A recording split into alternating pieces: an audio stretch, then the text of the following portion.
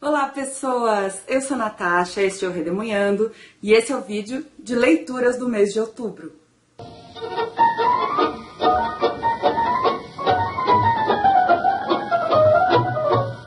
Gente, o mês de outubro foi também bastante produtivo em termos de leitura.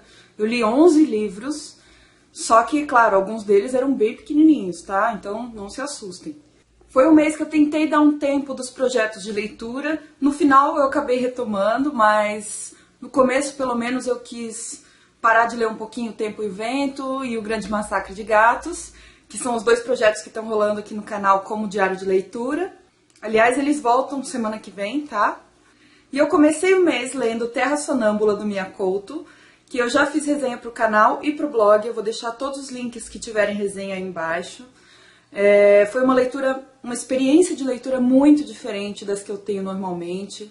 O Mia Couto sempre é um soco no estômago, né? Além de ter aquela linguagem maravilhosa, as histórias são muito fortes. Essa aqui não foi diferente. E eu li por pedido de uma amiga minha, professora de literatura, cujos alunos vão prestar a prova da Unicamp. Eu espero que eles tenham gostado da resenha.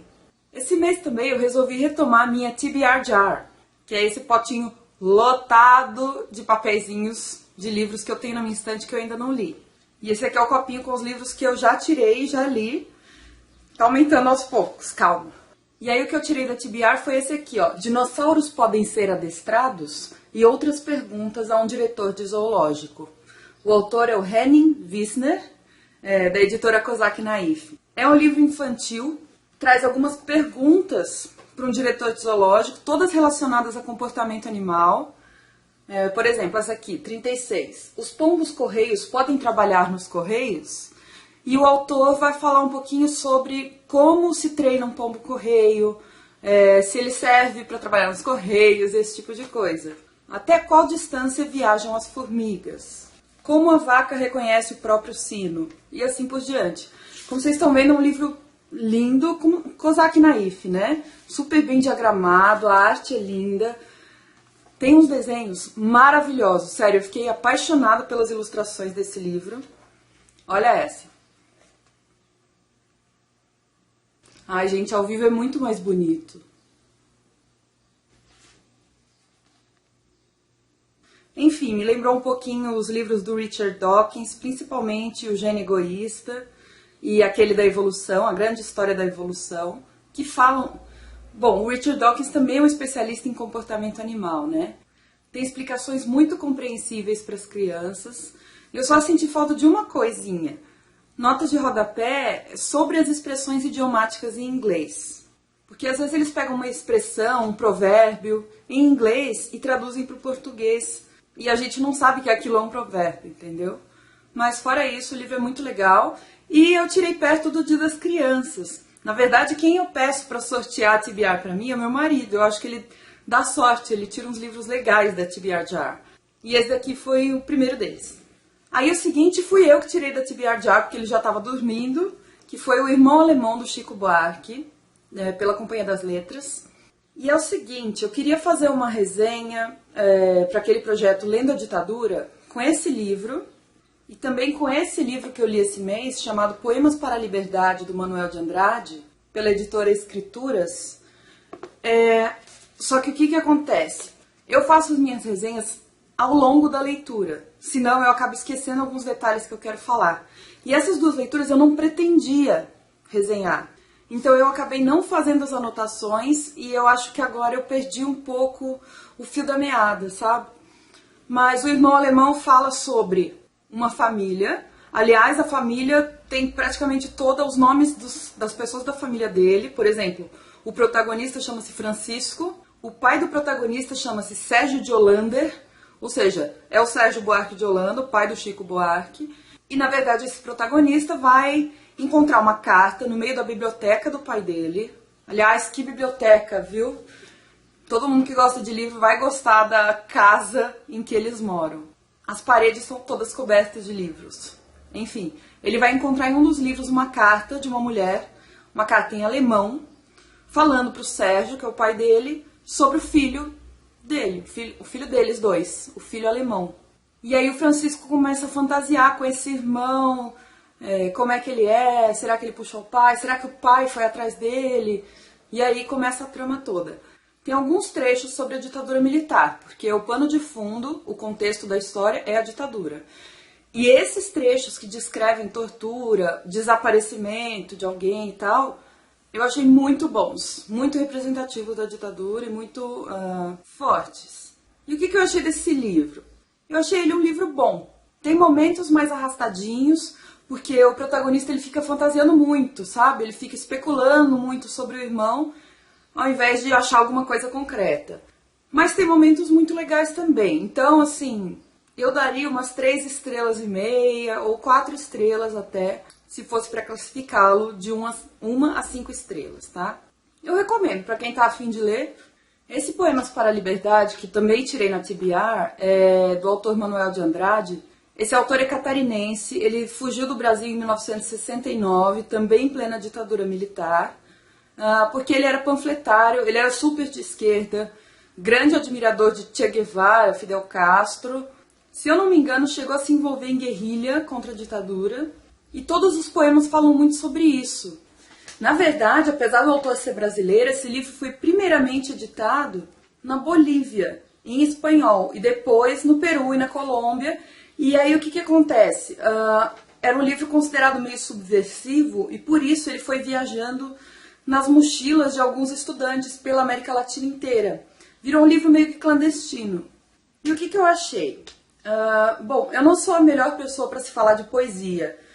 A prosa me toca muito mais em geral do que a poesia. Mas eu achei essa coletânea um pouquinho repetitiva. Claro, os temas são sempre os mesmos, tá? Liberdade, repressão, muitas palavras se repetem aos longos dos poemas. E os poemas têm um tom bastante panfletário, assim, bastante elogioso, bastante grandioso e um pouco utópico. Ou seja, é uma poesia comprometida, é a poesia como forma de luta, como forma de compreensão da população latino-americana, da sua pobreza, e é uma poesia para tentar criar consciência e criar vontade de mudança no povo latino-americano. Essa edição, inclusive, é bilíngue, tem os poemas em espanhol e em português. Eu achei um pouquinho repetitivo, para falar a verdade, tá? Também daria umas 3 estrelas, por aí. Mas tem poemas bastante bons. Eu li também esse livro chamado El Bazar de los Abrazos. O subtítulo é Crônicas Milongueiras e a autora é Sônia Abad. Na verdade, esse livro é uma cópia, tá? Uma amiga minha, Marta, do Tango, fez pra mim. Ó, ela colocou até um espiralzinho. Muito obrigada, Marta, eu amei. E agora esse livro vai rodar pelo pessoal do Tango aí. Por que o subtítulo dele é Crônicas Milongueiras? Milonga é o nome de um ritmo parecido com o tango, só que ele é mais rapidinho, ele tem mais influência negra, ele é mais percussionado. E também é o nome dos bailes de tango. Porque o tango que geralmente o público mais amplo conhece é o tango escenário, é o tango show. Aquele tango cheio de pulos, pernas, ganchos e tal. O tango que a gente dança no salão até pode ter gancho e tal, mas sempre é uma coisa mais tranquila, entre aspas. E o tango que a gente dança no salão não é coreografado, ele é totalmente improvisado e conduzido pelo cavalheiro. Em Buenos Aires, a gente tem vários bailes de tango, várias milongas, seja de dia, seja de noite, todos os dias da semana, de todos os tipos. Tem milongas que vão mais jovens, milongas que vão mais velhos, milongas que tocam mais algumas orquestras, em locais mais afastados, bairros, em outros locais mais centrais. Então, assim, tem de tudo em Buenos Aires. E essa autora fala um pouquinho das milongas de lá. Crônicas Milongueiras. Ela vai falar um pouquinho sobre os tipos que ela encontra na milonga, os abraços, as experiências que ela tem na milonga e tal. E com certeza todo milongueiro vai se identificar com as coisas que ela fala aqui. Achei bem interessante. Depois eu li aquele livrinho pequenininho que é Sejamos Todos Feministas, da Chimamanda, que inclusive é um discurso que ela fez, se eu não me engano, no TED. E é muito bom, como tudo que ela faz, né?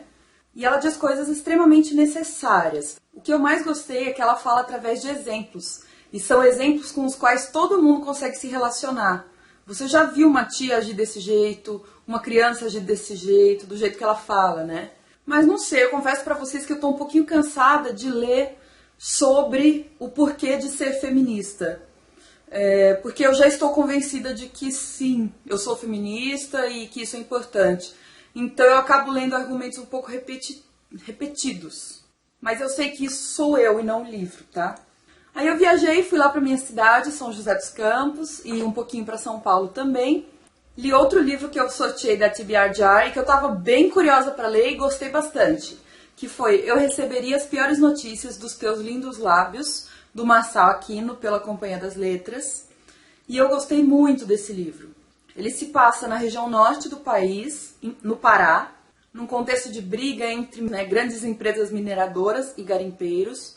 Na verdade, conta a história de um fotógrafo que se apaixona por uma moça da região que é maravilhosa.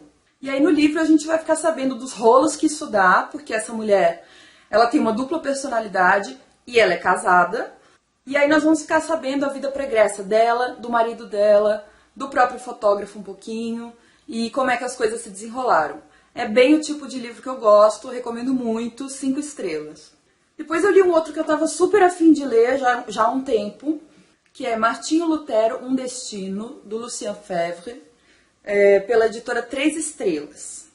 Aliás, olha essa capa que eu amei. Um close do Martinho Lutero, da pintura, né, claro. Olha aqui atrás, essa mão. Nossa, maravilhosa. O Lucien Febvre é um historiador francês, super conceituado nessa parte de Baixa Idade Média, início da Idade Moderna. Só que eu fui com expectativas um pouquinho diferentes para esse livro. Eu achei que era uma biografia clássica, talvez um pouquinho romantizada, fosse contar um pouco da infância e da adolescência do Lutero. Mas eu fui muito dura por esperar isso, já que não existem muitos documentos sobre isso, né? Então, na verdade, Febvre vai pegar um período da vida do Lutero que vai principalmente do momento que ele se torna monge até o final da sua vida. Mas principalmente os momentos de maior produção intelectual. Eu achei que o Febvre escreve de uma maneira bem poética, inclusive, para um historiador. Ele usa palavras com emoção, sabe? É legal você ver ele escrevendo. Só que eu acho que para ler esse livro tem que ter um conhecimento prévio sobre quem foi o Lutero, quais foram os acontecimentos, porque ele não vai explicar, por exemplo, dieta de Worms, acho que deve ser Worms, né, em alemão. Ele não explica o que é dieta, o que é Worms, o que aconteceu lá. Ele vai explicar como é que Martinho Lutero enxergou isso e as pessoas em volta, mas ele não explica o que é. Então não é um livro muito didático e a organização eu também fiquei um pouquinho perdida. Mas é porque eu não estava preparada para ler um livro desse tipo. Mas é um bom livro. Depois eu li um bem rapidinho, também da Kozak Naif, chamado A Ovelha Negra e Outras Fábulas, do Augusto Monterroso. Bem legal, viu? Algumas fábulas, contos bem pequenininhos, dá pra ler em menos de um dia. Essa capa que eu adoro. A folha de rosto, ó, sempre as ovelhinhas. Tô gostando de ovelha na capa dos livros, né? E aí a edição da Kozak Naif, que é um primor. Um cuidado, as letras sempre combinando com a cor da página do lado. Roxinho, depois verde. Gente, a costura desse livro é laranja, dessa cor da capa. Eu achei esse cuidado tão delicado. Bom, o autor é hondurenho. Também fugiu de uma ditadura lá na América Central. Perseguido pelas suas ideias, né, de esquerda e tal. Então esses continhos, essas fábulas, têm momentos muito satíricos e muito críticos. E eu achei uma boa leitura, viu? Eu preciso reler, mas ele é bem rapidinho, tranquilo de ler. Quem tá com ele, pega num dia que você não tá afim de ler nada, porque você vai ler ele de uma vez. Já vai mais um livro para sua conta, tá?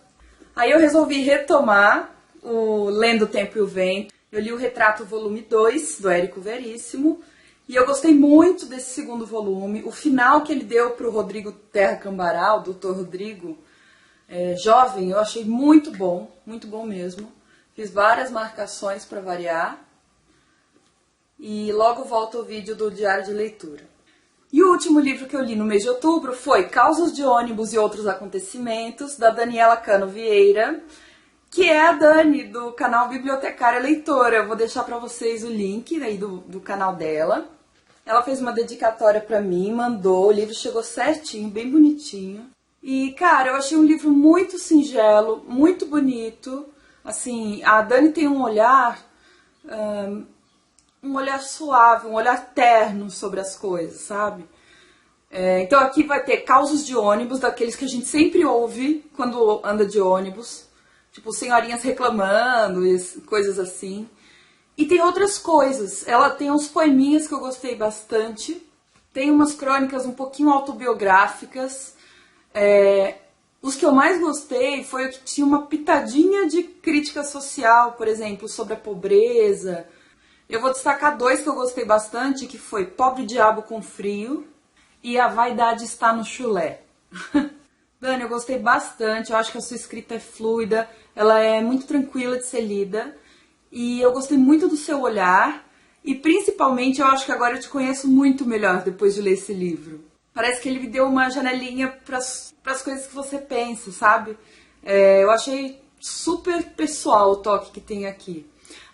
E me trouxe uma coisa assim de familiaridade, de nostalgia, porque eu sou da mesma região que a Dani. Ela mora em Guaratinguetá e eu sou de São José dos Campos, que são cidades próximas. Inclusive eu tive amigos que estudaram em Guará e em Lorena, que é a cidade vizinha. Então eu sei exatamente de qual companhia de ônibus ela tá falando, eu sei das cidades que ela tá falando, o clima que rola ali, esse clima meio caipira que é nosso. Então, Dani, muito obrigada. Eu gostei muito de ter lido seu livro. Espero que você escreva outro logo, tá? E agora eu estou lendo O Grande Massacre de Gatos. Já li o 4º capítulo, ainda falta gravar o vídeo. E agora faltam mais 2 capítulos para ler. Estou lendo o primeiro volume de O Arquipélago. O Arquipélago é o 3º tomo, vamos dizer assim, né, da série O Tempo e o Vento, do Érico Veríssimo. Esse aqui já tô achando um pouquinho mais lento do que os outros. Vamos ver. E estou lendo também Antes do Baile Verde, da Lígia Fagundes Telles. Vai ter aqui em Belo Horizonte um encontro com a Denise Mercedes e com várias booktubers daqui também. E leitores, né, em geral. Vai ser o encontro daquele projeto Leia Mulheres. Já li 4 contos e caramba, viu? A Lígia é pesadinha nos contos dela, gostei muito. Estou gostando muito até agora. Essas foram todas as leituras do mês. Se alguém tem alguma dúvida, pode deixar aí embaixo nos comentários. Se você já leu algum, discorda do que eu achei do livro, deixa tudo aí. Dá um joinha pra mim se você gostou do vídeo, me ajuda bastante isso. E a gente se vê quinta-feira com o Book Haul do mês de outubro. Beijos!